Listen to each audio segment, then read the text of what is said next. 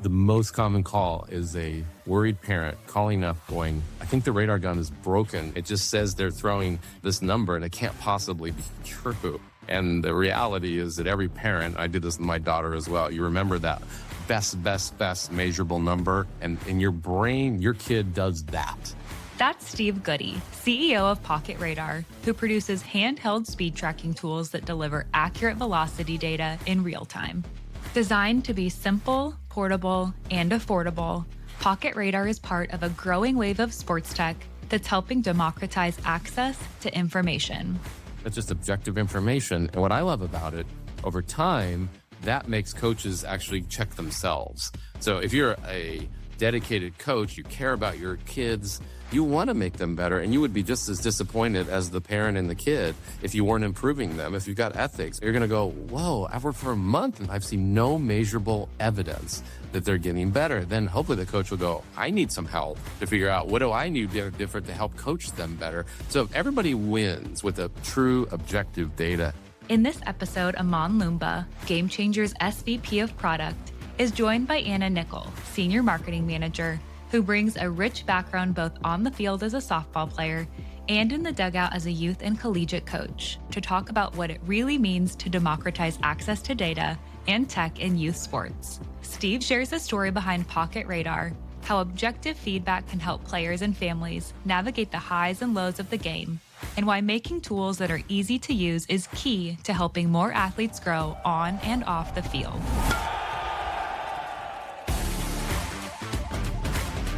This is Athletic Intelligence from GameChanger, a show where we go deep inside the world of baseball and softball, uncovering the tech that's shaping the game.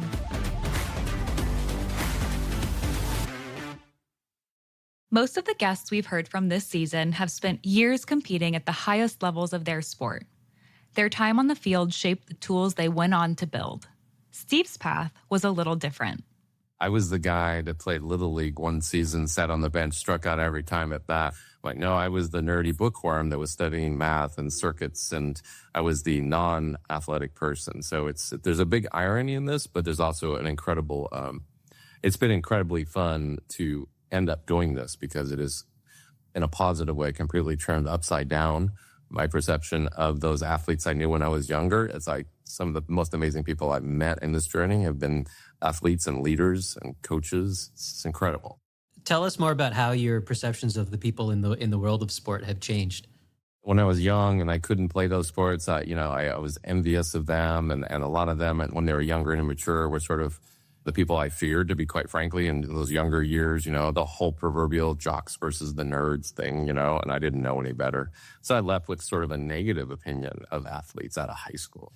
But then as I started to do this company and started to meet all these amazing people, and specifically, I ended up meeting elite people first because we seeded our units into championship coaches, MLB, the top of the top of the top. And then very quickly, I started to learn delightfully that honestly, these were some of the most amazing human beings I'd ever met. You don't win championships unless you're a true leader of people, and you got to be smart and strategic in your thinking. So it was like every attribute that one might aspire to, I was starting to meet in these amazing athletes and coaches and managers. That's probably one of the biggest gifts I got out of this is we're retooling entirely how I think of athletics. And I wish I could go back in time and participate myself more. It's something that would have worked for me to find something because it's an amazing thing. And I got to watch my daughter do it with, she was an elite runner. I got to see a little sample of what it looks like, done right as well, but she was in high school. So that was cool. You got to see her participate as a dad at an elite level in a youth sport. That's cool. Yeah. So that was fantastic, seeing her at state championships and coming in, on the podium and these kinds of things were I got to experience that side of it through her. So I got to see the parent side of the whole thing too, which is another gift, of course, and added to this experience I shared earlier about, the people I didn't know that I was meeting. Steve, I need to know how you ended up in sports tech with your background in not enjoying the sports world and having a negative perception of sports people. What even drew you to the space? So I'm an engineer, double E, electrical engineer. My whole life I've, been building things. And then as I went through the corporate world and had every adventure possible, from Fortune 500 big companies like Hewlett-Packard and Cisco to a decade of startups, venture-backed startups. Got to sample every little nook and cranny of the technology world, got to participate primarily in the technical domain until this company. I had 2 engineering friends and acquaintances I'd worked with through the startups, one of them, and then I met the other one. So us 3 engineers had a common background of the older days of Hewlett-Packard, the 70s and the 80s and 90s. And that culture was something that I didn't know what I had in my hand at the time. But the 3 of us looked backwards and said, wow, that's going away. Can we do a company and try to resurrect some of those good things we had where people collaborate, build things? So Steve and his engineer buddies from Hewlett-Packard started taking things apart and putting it back together again, hoping they might build the next big thing. So we tinkered with toys, medical devices, gadgets, and ended up stumbling into radar guns because my partner was driving home one day and saw a dad with 2 kids throwing a baseball in front of one of those trailer radar signs that they drag out to the street when they're speeders. And they were measuring their velocity. Wait, they were pirating this? They were using the sign? They were pirating the municipal radar. That's amazing. So we were talking about that over lunch or something. We said, the radar gun has not been reinvented in 50 years. It's technology that came out of the 50s and before, actually. So we said, if we could completely re-engineer radar guns and make them a consumer-level product. So we were 3 engineers trying to say, could we crack this impossible puzzle to make a radar gun that ran on 2 AAA batteries, fits in your pocket, costs a fifth of what a standard gun, and be as good in that accuracy and specifications as these high-end guns? Our mission is to democratize high-performance technology that otherwise is inaccessible so that the most number of people can benefit from the most advanced sports technology. With bold ambitions to reach as many people as possible, Steve and his team took their product to the biggest stage they could find, hoping that visibility might be enough. And we learned some painful lessons along the way about how to survive in the sports technology industry. We introduced the product at the Consumer Electronics Show in 2010. I had the fun of showing Al Roker how to use the product. He demoed it live on the air with 2 kids throwing baseballs, and Al was measuring their speeds. And we were in Good Morning America. It worked great. Oh, beautiful. It worked great, and we sold nothing, even though we had 200 million media impressions. We sold nothing, and that was a big lesson.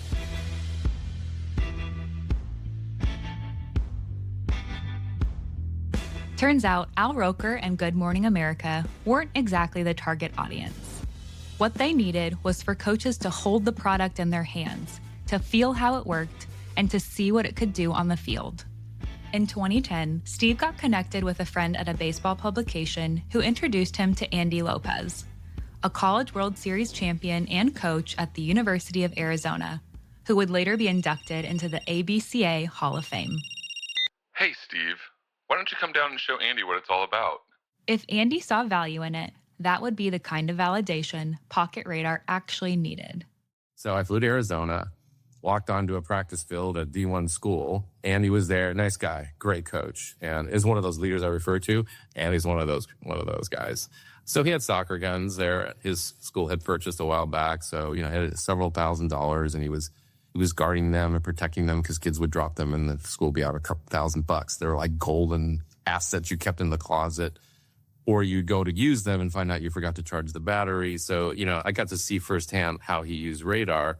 And my favorite demo was holding this little $199 radar gun up side by side to one of his best radar guns with a pitcher throwing, and these numbers are matching. And he's just looking at me, just going, are you kidding me? How is this possible?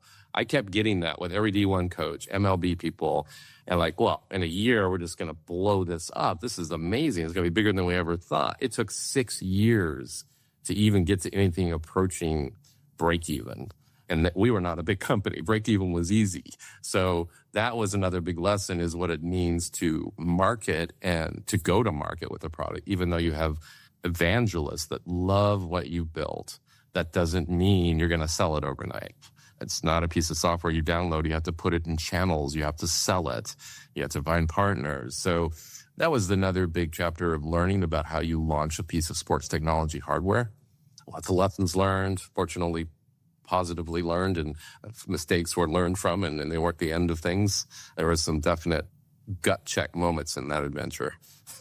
Steve, you said you started out talking to more elite level teams. Is that just because they were available to you through your network, or did you initially think your market was going to be there?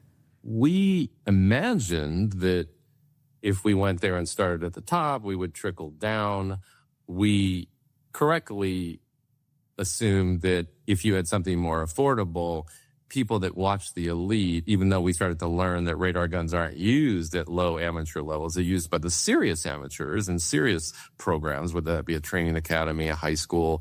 But it's a very small minority that were sophisticated enough at the amateur ranks to realize even what to do with a reading from a radar gun. We thought we got to start elite because we'll get validation and credibility from MLB. So we started building that network with elite people, and then they loved the product. And our marketing was done guerrilla style by giving away, I think we gave away several thousands of radar guns to seed them into these people that are elite. And then down market later, colleges were the center of it. Women's softball was the ignition point because Teresa Wilson, who used to work for Mike Candrea back in the day, she got a hold of one of the early models, and she was an evangelist. She sat at tryouts and other games and other campuses and would use this thing, and everybody's like, what's that? And they would all have their big other radar guns out, and she would pass it around, and women's softball is fantastic because it's more of a fast adopting community. So, it's networking and relationship based, really, and it's really quick. So she spread it around all the D1 schools. And I think within half a year to a year, every D1 college used our product. They started with women's softball, and baseball followed. Soon they were thinking even bigger, expanding beyond the diamond, thinking about how to bring their tech to more sports and more players. We did every sport we could think of, football, and we have users in all sports, but 95% of it is diamond sports today. But you have people that like Tom Brady, Drew Brees, Patrick Mahomes, they're on social media, using our product for quarterback throwing speeds. So anybody that cares about velocity, that wants convenience, Shohei Ohtani, before every outing, he uses our gun to warm up. Every time he goes on the mound, when he's pitching, rehab. So over the years, that endorsement from the top eventually allowed it to trickle down into the market. Competitive athletes, coaches, and stakeholders started to discover that, we need to have these because we do use data to train with. Big name endorsements like Ohtani and Mahomes can go a long way, but they aren't necessarily what makes a tool stick. It's coaches like Anna who spend the most time with tools like this and can truly make the most of them. When a tool is simple and easy to use, it gives coaches more space to focus on what matters most. They can spend less time second-guessing, more time building trust with their players, and have something objective to lean on when performance gets emotional. When I think of Pocket Radar, it's so straightforward. There is one button you push, the radar pops up. There's just no extra, right? It's so sleek. It fits in your pocket. I don't have to carrying around a radar gun. It's so large, it almost feels a little silly. Are you going to put that in your backpack? The answer is yes. Coaches were literally putting them in their backpack. To have it in my back pocket, in my pocket, pull it out at a game. As a coach who, I don't always necessarily care about the number. I care about consistency. I care about change. I care about not being biased, right? Because as a human with eyeballs, we are so subject to being like, wow, that girl is moving really quickly. Therefore, my eye sees the ball move quicker than it is. It's not. So sometimes the game can fool you, even as a coach watching lots. So it allows you as an elite coach or as a recruiter, when I'm watching a pitcher, I can take a radar speed and go, oh, wow, she's actually throwing harder than I thought she was, or she's not throwing as hard as I thought she was, or her change of speed isn't big enough. It allows me to put some very finite response that I can give to someone else, and then they can validate that after, right? So it allows us something repeatable. And so as a pitching coach, the girls I coach are pitchers, varying ages. their dad will text me, hey, her speeds are really up, are really down, or this or that. And like, it helps me then train them because dad can say objectively, her speeds are down. We believe something mechanically is wrong. We believe she's sick. We believe she's injured.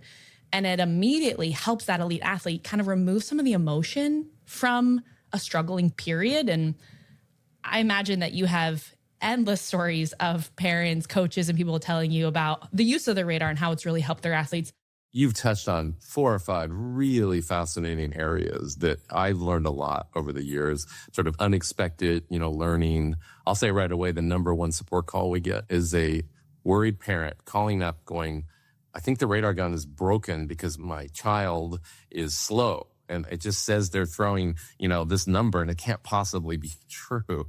And the reality is that every parent, I did this with my daughter as well, you remember that best measurable number. And in your brain, your kid does that. Yep. So that one anomalous moment, which is usually about a 3 to 5 miles an hour velocity higher, almost always.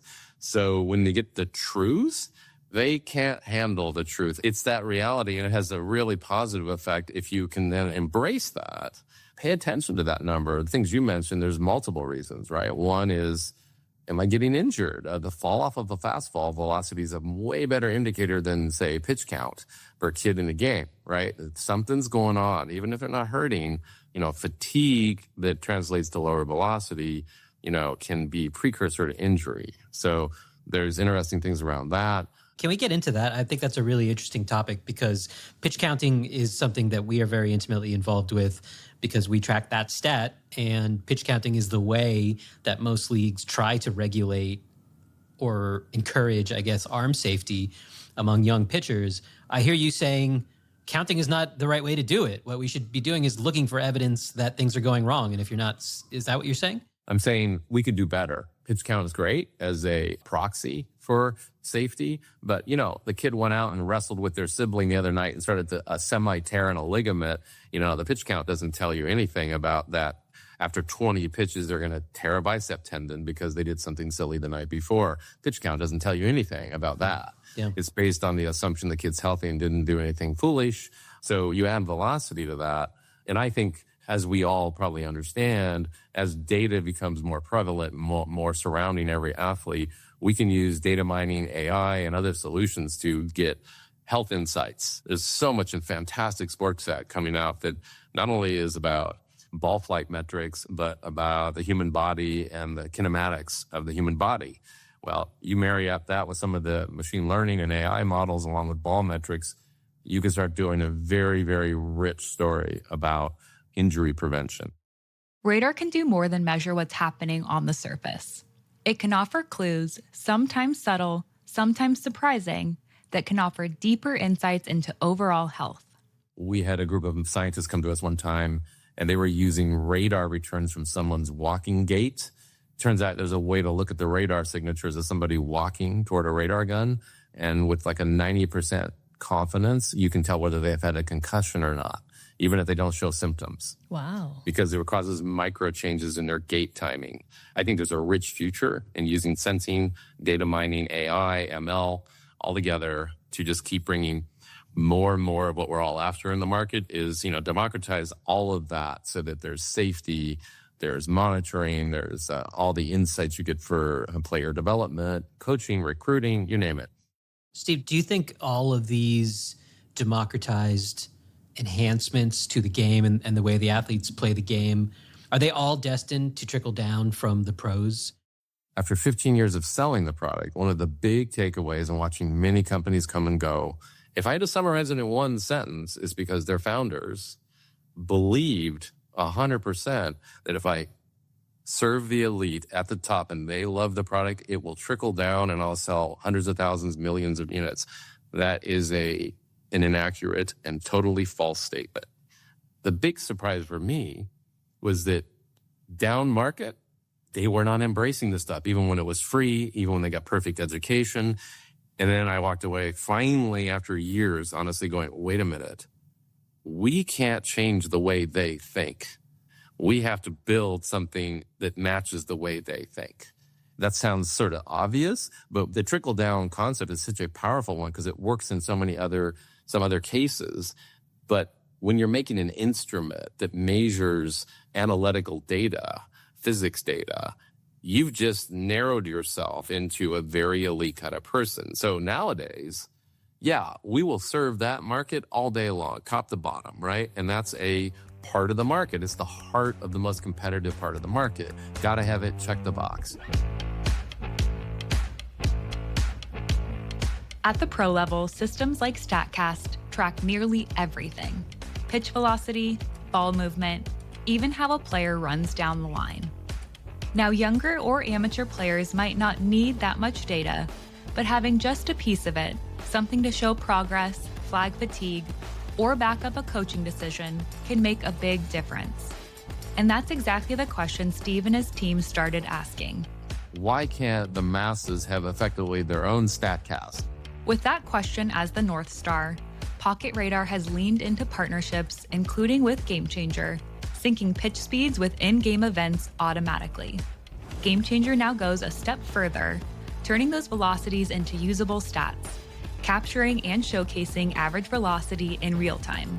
It brings real-time feedback to the field in a way that's simple, accessible, and built for the everyday coach. If you're serious, look at all that data insight you get from your profile, your game clips, your streams. Or if you just want to have fun and you go, wow, I hit that guy that was throwing, he's throwing 80 miles an hour and I hit off that guy. I've never hit off that guy. Mom, grandma, look at this. That's just enjoyment and game experience. That's how you deploy technology that will go down market big. That's why I'm so excited about working with you guys personally, is because I think you already understand that. That's why GameChanger is used everywhere, because you knew and learned for years that scoring is fundamental. You don't have to teach somebody they need to score the game. You walked into the environment and say, I got a better mousetrap. You're using paper. And that's oversimplifying what you've done. You've gone way beyond that. But there's a piece of magic insight in that. And if every sports tech founder would just sort of pause for a minute and go, wait a minute, do they really need that sensor to measure XYZ from this? You'll find out if you're honest with yourself that the elite person might say, absolutely want that. But if you get honest feedback down below, and not just them telling you what you want to hear. In fact, I know a lot of cases where they buy some of that tech, and then I interview these people. What did you do with that sensor after you bought it? Well, I tried it out for a day, and then I just had a question mark over my head that says, I don't know how to integrate this into what I want to do in my practices or my development. I don't know what to do. And if you think you're going to educate the world and tell they're going to change those brains, you better have a deep, deep budget and a lot of patience, because with time, I think it will change. But it's watching the sea rise,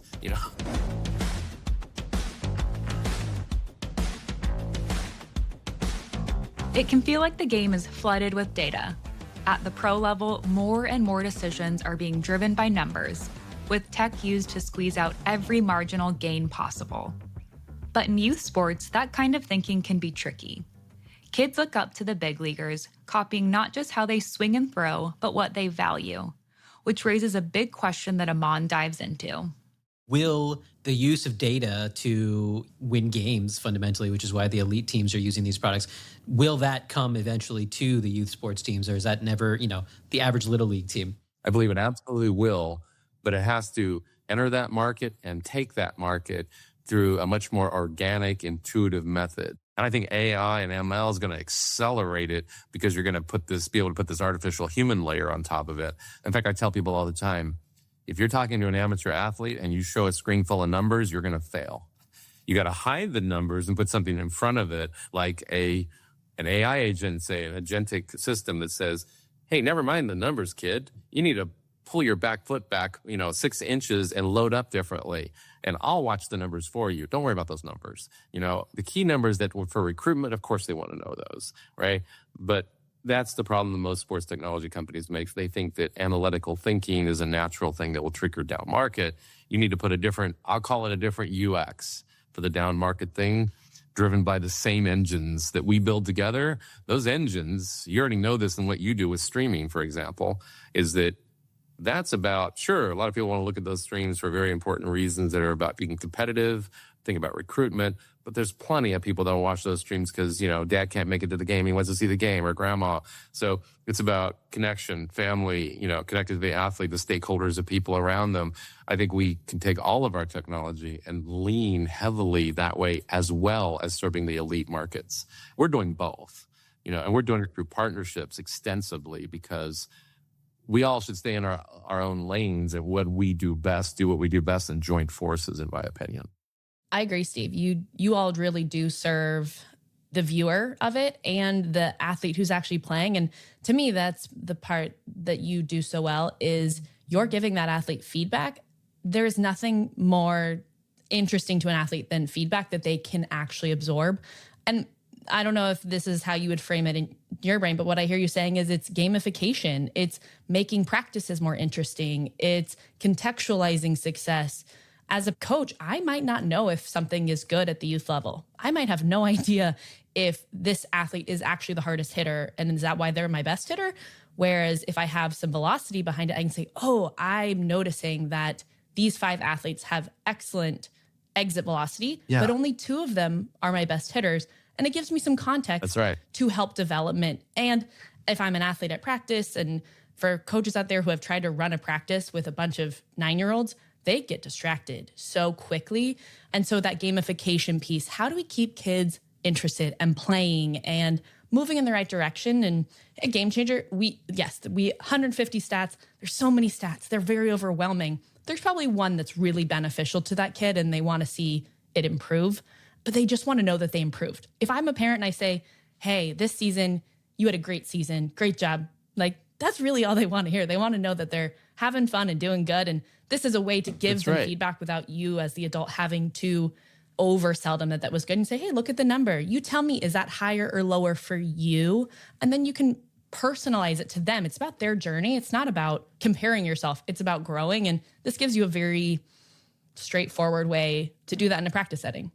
That kind of feedback loop, the connection between data and real tangible progress, is where insights turn into action. Over the years, Steve's heard no shortage of stories about how people are putting that into practice. The ones that I love are the ones that use information to help people know, like you said. The parent comes in, here's where your kid started. We assessed them with these measurables, and then they worked with us for, every month we'll show you a report. Look at their exit velocity is getting better, so they're hitting more powerfully, or their pitching velocity is getting better, or their off-speed pitch differential is now more in control compared to their fastball. It's about control, command.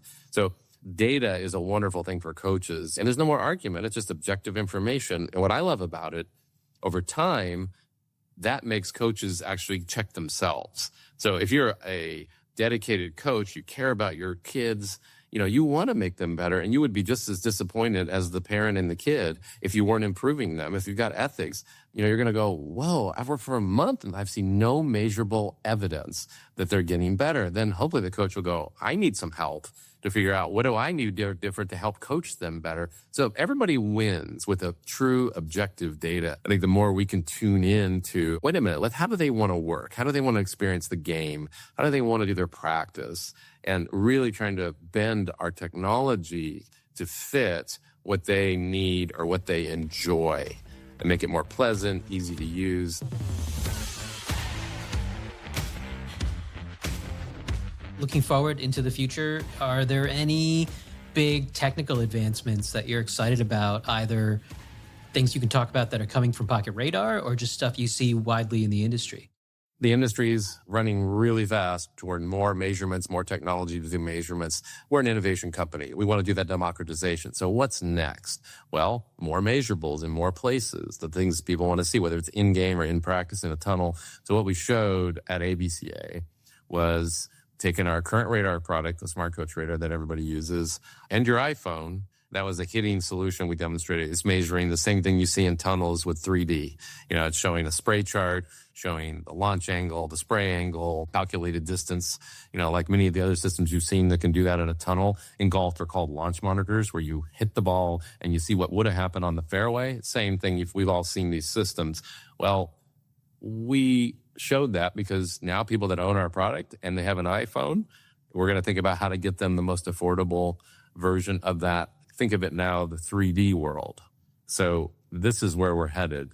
And once again, the mission, democratization, ease of use, supportability, convenience, that's where we're headed. And actually, I want to think ahead in the future to be more proactive with our break partners. You go, let's think of ourselves as the same company on the same mission and start thinking like product managers together. Okay, our customers need what from us collectively? And we're an engineering company in our heart and souls. So we want to keep innovating and doing the same thing we did with the original project. I think there's going to be a circle of winners. I think GameChanger and BSG is positioned to be top of the mountain.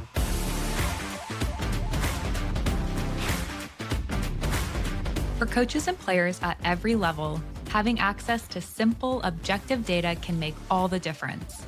They offer clarity in the moment and perspective over time. Tools like Pocket Radar put that clarity in reach, helping coaches make more informed decisions, give more confident feedback, and track development in a way that sticks. And for players, it helps take the emotion out of the moment so they can focus on the game. This has been Athletic Intelligence from GameChanger. If you enjoyed this episode, be sure to follow, rate, and share it. I hope you'll join us next time as we uncover the tech that's shaping the game.